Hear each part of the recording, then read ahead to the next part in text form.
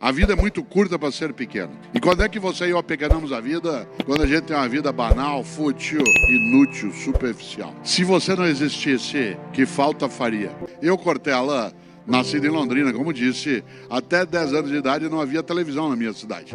Não é que não havia TV na minha casa, não havia TV na minha cidade.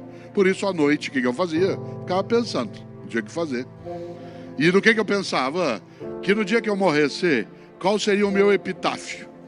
Isto é, qual seria a inscrição no meu túmulo?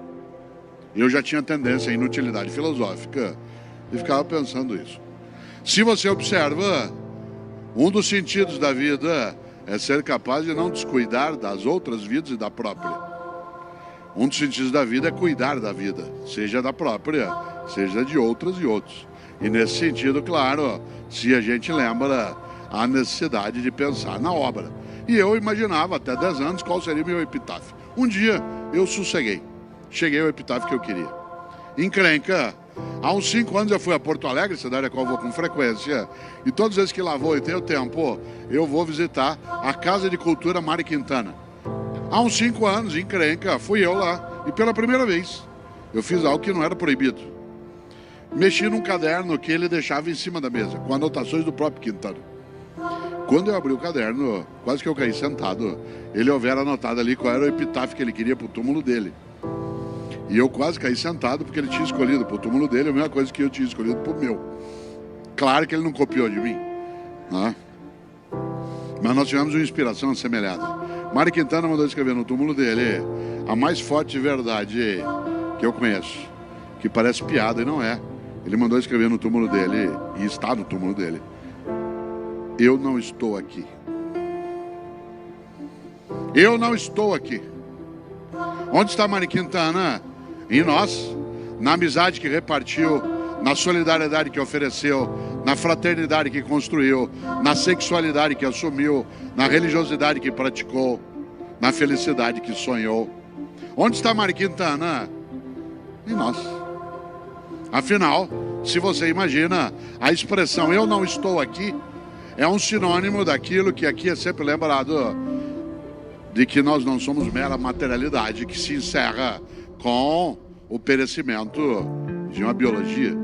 Isto é, algo em nós que persiste. Alguns creem que seja imaterial e outros creem que seja, além da imaterialidade, a própria obra daquilo que fica. Olha que coisa interessante. Quando a gente imagina qual é o impacto que isso carrega, é necessário lembrar de novo: a vida é muito curta para ser pequena. E quando é que você e eu apequenamos a vida? Quando a gente tem uma vida banal, fútil, inútil, superficial. Interessante. Vários de nós aqui já tivemos turbulências na vida em relação à existência, negócios, profissão, falecimentos, doenças. No entanto, muita gente não apequenou a vida sabendo que essa turbulência, ela não impede que você e eu sejamos capazes de construir a ideia de que a gente não está ali. Ao contrário, de que a gente até, lembrando de novo a frase, não é imortal, mas pode ser eterno. E a nossa eternidade vem de um fato: você ganha eternidade quando você consegue ser uma pessoa importante. Importante. Não confunda importante com famoso. Muita gente na tua vida é importante, não é famosa. E tem muita gente que é famosa e que não tem a menor importância. Uma pessoa importante é aquela que faz falta. Atenção. Se você não existisse, que falta faria? Se você não existisse, que falta faria? Eu, Cortella, no dia que eu me for, e eu me vou, e você também, eu quero fazer falta. Eu quero que diga: o Cortella faz falta. Você sabe que existir de maneira não banal é fazer falta. Se você não existisse, que falta faria? Não pense nisso depois de beber um pouco. É preciso fazer falta. E você faz falta quando as pessoas têm você nelas. Olha que interessante. Morrer é ser esquecido. Não é casual que no grego arcaico o verbo para morrer e o verbo para esquecer sejam o mesmo, que é letos, da onde vem letal. Morrer é ser esquecido. Enquanto alguém lembrar de você, derramar uma lágrima, cheirar uma roupa e ficar com saudade, sentir o cheiro de uma comida e ter boa lembrança, olhar uma foto e ficar emocionado, você continua vivo. Morrer é ser esquecido. Às vezes você vai a um cemitério, por exemplo, tem lá o túmulo derrubado, as coisas sem nada, aí morreu. Enquanto alguém lembrar de você, dar risada de algo que você fazia, derramar uma lágrima, ficar com dor por você não estar mais, você continua vivo. Por isso, olha só, se você não existisse, que falta faria? Eu, Cortella, quando me for, e eu me vou, e você também. Atenção, você diz Cortella, você veio aqui falar da morte. Não, morte é um fato, tanto faz. Eu vim aqui falar da vida, não me importa a morte. O que me importa é a minha vida. Enquanto a morte não acontece, para mim é essa vida que eu vou ter, que ela não seja pequena, banal, fútil, inútil, superficial. Claro, não estou preocupado com a morte, ela é um fato. Ela pode vir por um acidente, um infarto, um câncer. A morte é a morte. Não é com ela que eu estou preocupado, é com a minha vida enquanto ela não acontece, para eu não ter uma vida superficial, descartável, inútil. No entanto, insisto, não estou preocupado com a morte, ela é um fato. Venha ela de onde vier, e ela pode vir de vários lugares. A minha questão é a vida, enquanto ela não vem. Se eu a banalizo, se eu a torno superficial, se eu me apequeno. Claro, olha que coisa. Tem gente que tem a vida que, além de curta, é morna. É curioso, porque as grandes religiões que têm um livro, como o judaísmo, o islamismo e o cristianismo, as três religiões do livro têm uma coisa terrível nelas. Terrível porque é verdadeira, não como religião, que essa é uma decisão de cada um, mas como possibilidade. As três religiões têm uma coisa chamada juízo final. O que me assusta na ideia de juízo final não é ser final, é ser juízo. Dizem essas religiões que quando você se for, e você se vai, e eu também. Quando você se for, a divindade vai te chamar num canto e falar, vem aqui para um particular. E aí? Na tua vida, por que fez o que fez? E por que não fez o que não fez? E por que fez o que fez, como fez? E por que deixou de fazer o que deveria ter feito? Há pessoas que esperam o dia do juízo final para responder essas perguntas. Há outros que, enquanto vivem, saudáveis ou doentados, vão responder essa pergunta no dia a dia. Isto é, não esperam o juízo final, fazem o juízo já no cotidiano. Claro, já imaginou? Por isso, no dia que eu me for, eu quero ficar, não quero ir. Só tem um jeito de eu ficar nas outras pessoas. A única maneira de eu ficar é eu ser importante. Insisto, não confunda importante com famoso. Mas pessoa importante é aquela que faz falta. Quanta gente faz falta na tua vida? Alguém que te criou, um amigo, uma amiga, alguém da família. Nesse momento, enquanto nós estamos aqui, uma auxiliar de enfermagem no hospital aqui próximo está lá tirando as escaras de um paciente que está lá 3 meses em coma, nem sabe que está sendo cuidado. Aquela auxiliar é absolutamente importante, faz uma falta imensa. Não confunda, repito, importante com famoso. A fama vai embora. Claro, há pessoas que são famosas e importantes, mas a maior parte das pessoas importantes não é famosa. E quando eu me for, e eu me vou, e você também. Parentes de novo, eu não estou preocupado com a minha partida, estou preocupado com a minha travessia. Enquanto eu estou. Claro, que enquanto estou eu não quero ser banal, inútil, fútil, superficial. Eu vou partir de algum modo. E no dia que eu for, eu quero ter a chance de, olhando para trás, perceber que não desisti, que não fui banal, que não fui egoísta. Eu, Cortella, quando me for, quero ficar. Só tem um jeito de ficar nas outras pessoas. Essa é a única maneira de ficar. Por isso eu preciso ser importante. Atenção, olha para mim se você puder. Para eu ser importante, eu tenho que ser importado. Importado, portado para dentro. Você se torna importante quando alguém te leva para dentro, te importa. Há pessoas na vida que são muito importantes e outras são exportantes. Nós tiramos de nós. Quando o Mário Quintana escreve, eu não estou aqui, ele está querendo dizer que na existência dele o que vale é a capacidade de ficar nas pessoas. Nós não somos imortais, mas nós podemos ser eternos. E a nossa eternidade, ela se garante na nossa obra, na nossa esperança, no nosso desejo de, como foi aqui lembrado, investir 100% de esforço se houver 1% de chance. Isto é, de não desistirmos.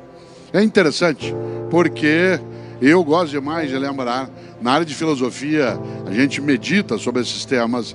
Quando eu estava ali com a Ana Luísa, essa neta minha, e ela apanhando as amoras, eu me lembrava, né, da nossa condição. E como eu dizia antes, de mesmo não sendo imortal, poder imaginar a eternidade. A eternidade no que se faz, no que se vive, na recusa à falência da esperança, na possibilidade de entender aquilo que nos ajuda a existir de maneira mais plena. Eu nasci em Londrina, como disse, meu pai, quando eu era criança, ele paulista, já faleceu, ele era gerente de banco. Numa época em que Londrina, todas as estradas eram de terra. E lá no Paraná se usava jipe de capota de lona. Você imagina num calor que eventualmente há naquela região do Paraná, capota de lona.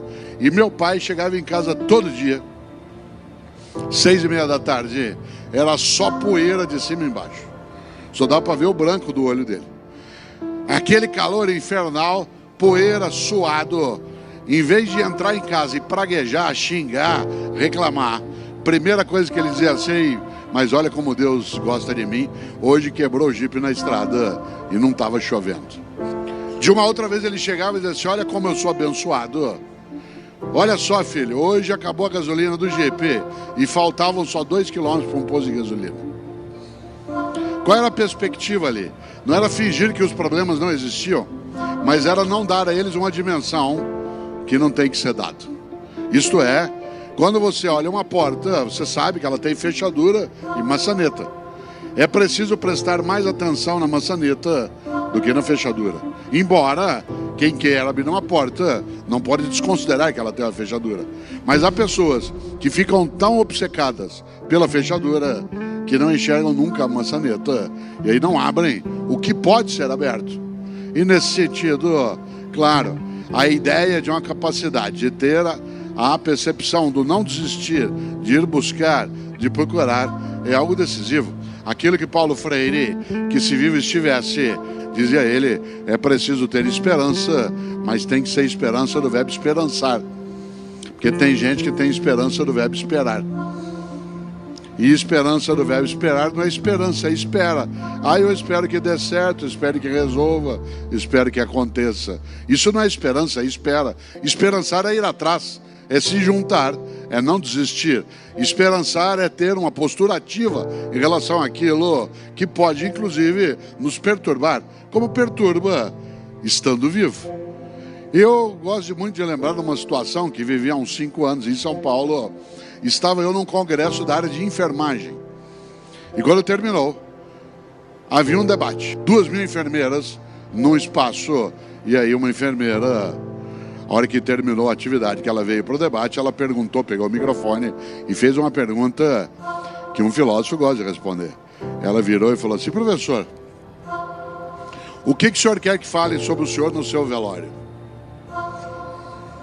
Pergunta funda. E eu aí dei uma volta, fui a Platão, Aristóteles, Heráclito, Parmênides, Anaxágoras, Anaxímenes, Pitágoras, Zenão. Falei, eu vou pegar essa enfermeira na volta, ela vai ver. Fui dando uma volta. Na hora que eu terminei, virei para ela e falei assim: e você? O que você quer que fale de você no teu velório? Ela falou, quero que fale assim: nossa, ela está mexendo.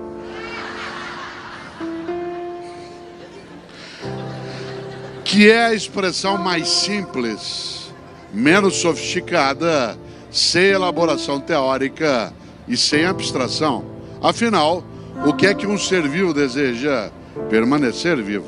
Se essa vitalidade nos honra, se essa vitalidade ainda é digna, se essa vitalidade não nos machuca. Nesse sentido, é claro que o sentido da vida se coloca na possibilidade de tê-la naquilo que ela pode ser de plenitude, naquilo que impede algo decisivo. A vida é muito curta para ser pequena. Já basta que ela curta seja para que a gente consiga pequená-la de algum modo. E a vida de fato é curta. Vida média hoje, 75 anos. Média, alguns vão menos, outros vão mais. 75 é pouco. Quando você é jovem, como há vários aqui, para você chegar a 60, 70, demora.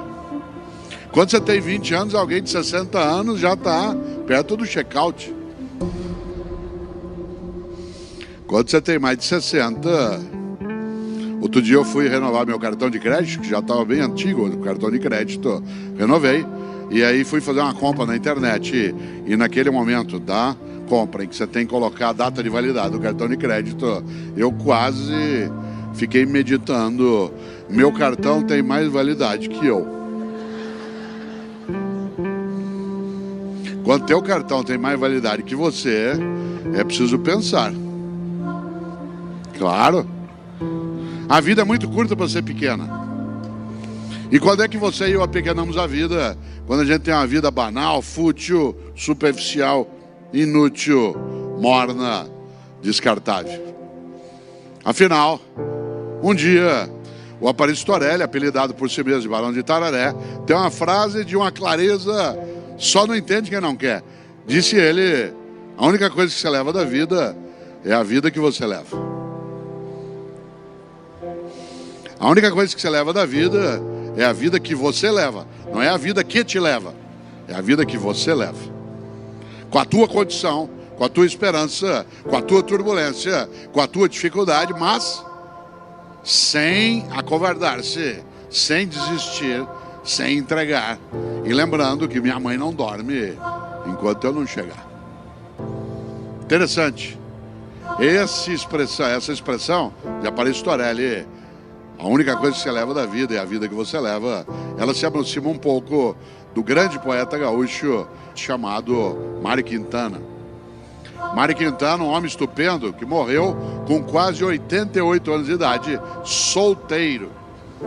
Aliás, ele tem a frase mais bonita que eu já vi para não casar, e a mais inteligente.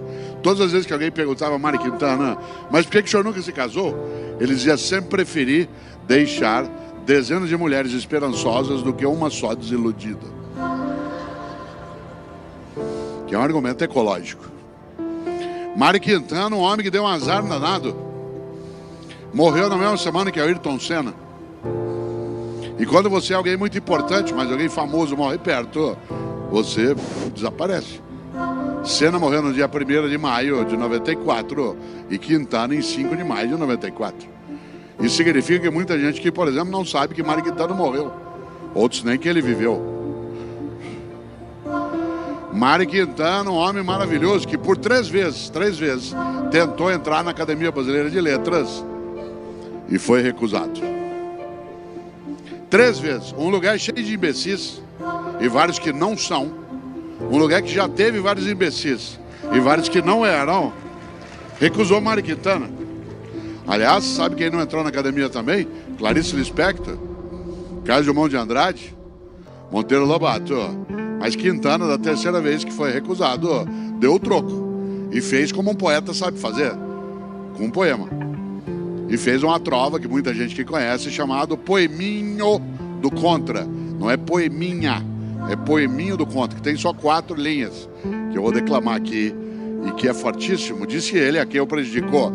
Todos esses que aí estão, atravancando o meu caminho, eles passarão, eu passarinho. Olha que vingança bonita. Todos esses que aí estão, atravancando o meu caminho, eles passarão, eu passarinho. Parece fase de para-choque de caminhão no Paraná. Na subida você me aperta, na descida nós acerta. Já pensou?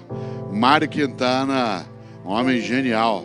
Ele tem uma trova que eu vou fazê-la para você e eu não esquecemos. Ele diz, um dia pronto, me acabo.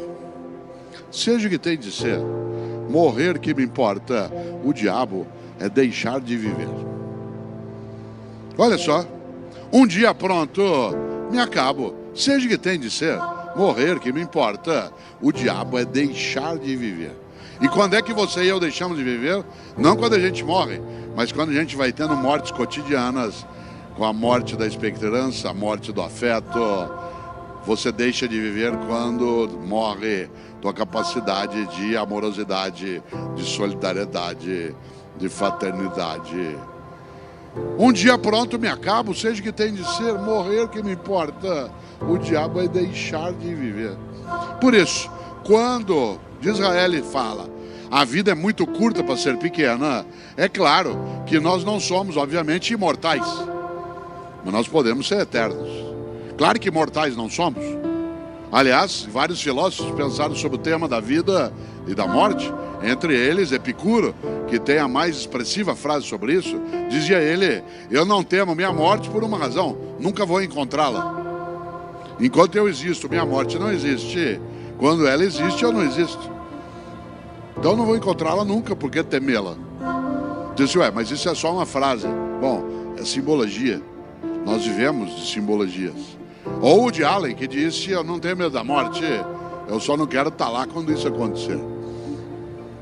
Ou Chico Anísio, que dizia, eu não tenho medo de morrer, eu tenho pena. Claro, Ariano Suassuna, nosso grande, especial, intelectual, que dizia que chamava a morte de cã, de demônia. Claro que ele estava falando ali não da morte que um dia já o levou, mas da vida que podia ser banal, fútil. E é claro que Ariano Suassuna continua vivo na sua obra, no seu projeto. Cada vez que um de nós assiste o Alto da Compadecida, vive ele outra vez.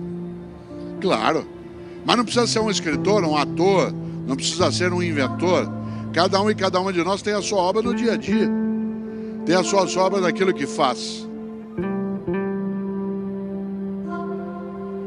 Pela primeira vez na vida, eu mexi em algo muito interessante. O caderno que o Mário Quintana tinha deixado sobre a mesa quando faleceu. E ele escrevia à mão. Eu não estou aqui. Eu não estou aqui. Eu não estou aqui.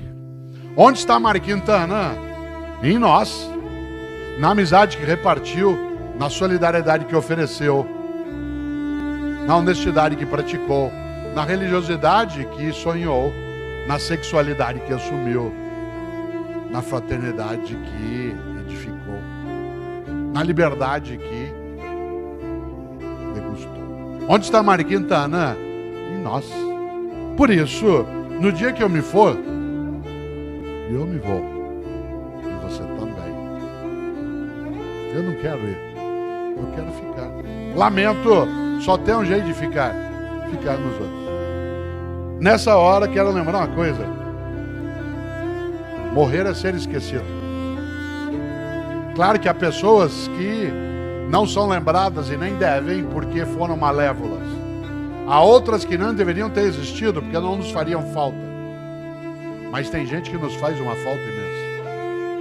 Às vezes você vai para um almoço, para uma conversa, aquela pessoa que não foi porque já não vive, faz uma falta imensa. E outros não vão e nos dão alegria imensa. São aqueles que nos dão o agradável prazer da ausência delas. Mário Quintana, eu não estou aqui. Enquanto alguém lembrar de você, derramar uma lágrima de saudade, cheirar uma roupa que você deixou, sentir o aroma de uma comida que você fazia, rir de algo que aconteceu contigo que foi engraçado, assoviar uma música que você assoviava, você continua vivo.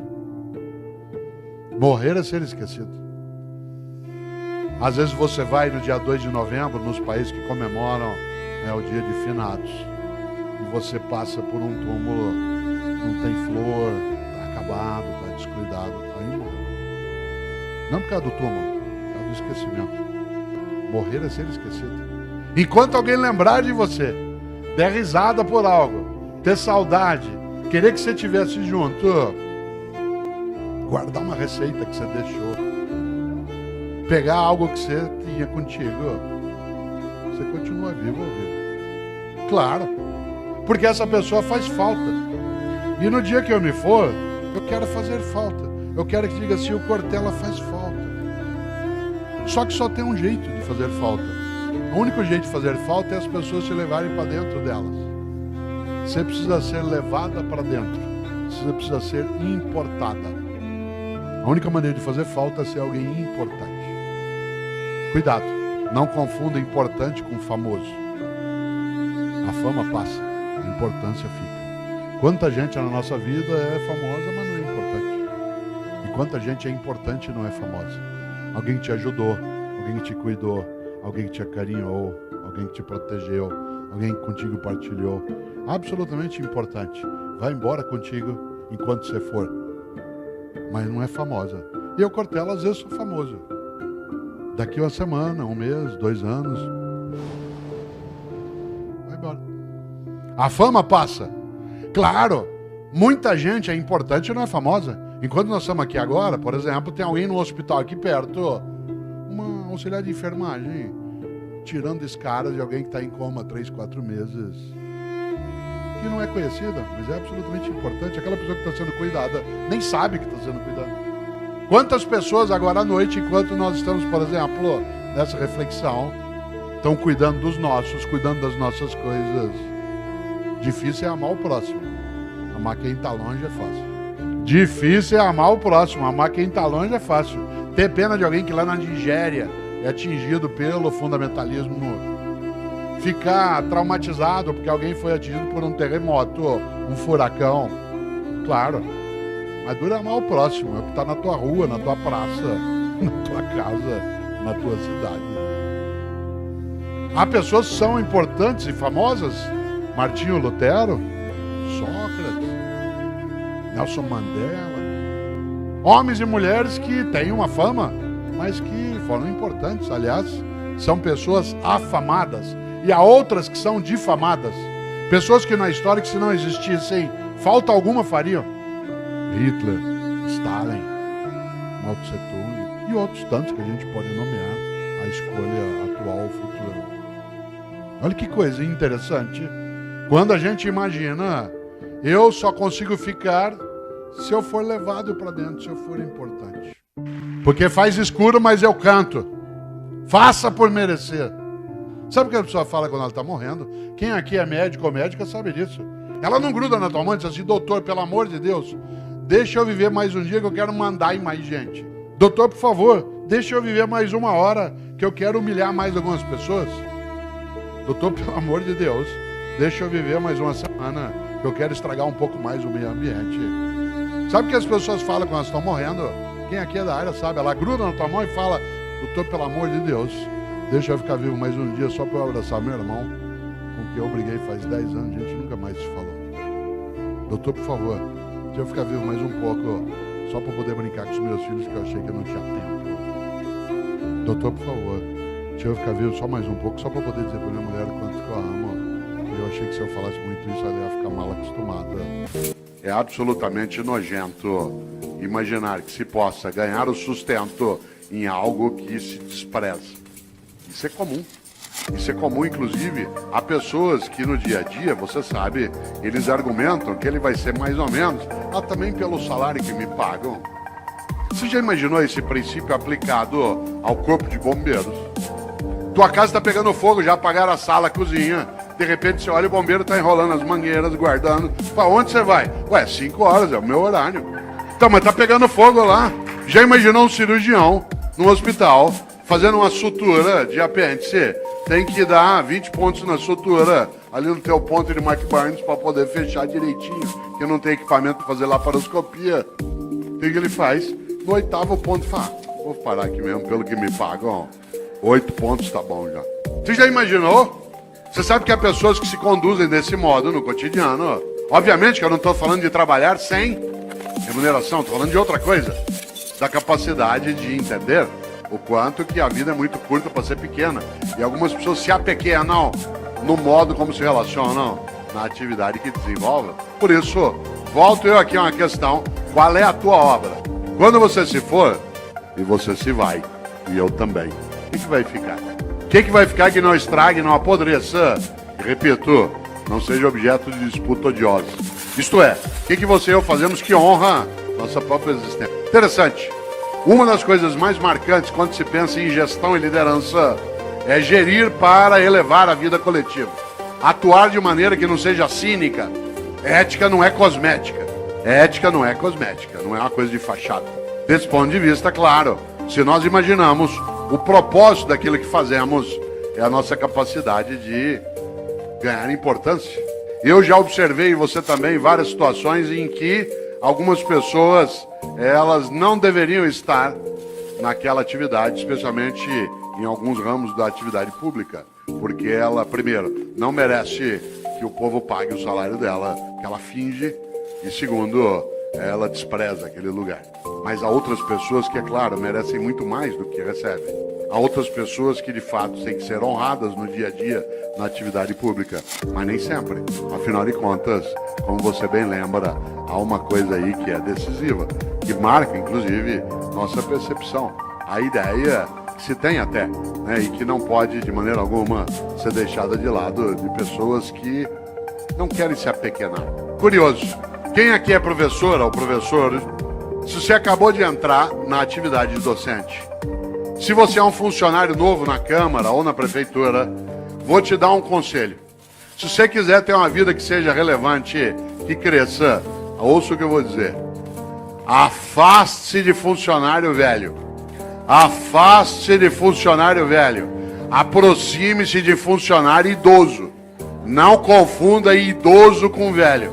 Idoso é uma pessoa que tem bastante idade. Velho é aquele que é morno, que acha que já sabe, que não precisa mais se mexer. Afaste de professora velha na escola. Sabe como é que é professora velha?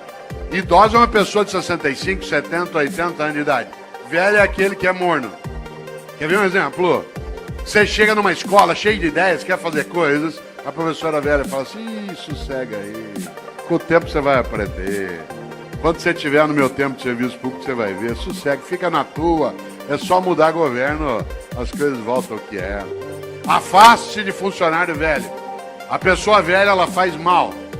Ela é homicida.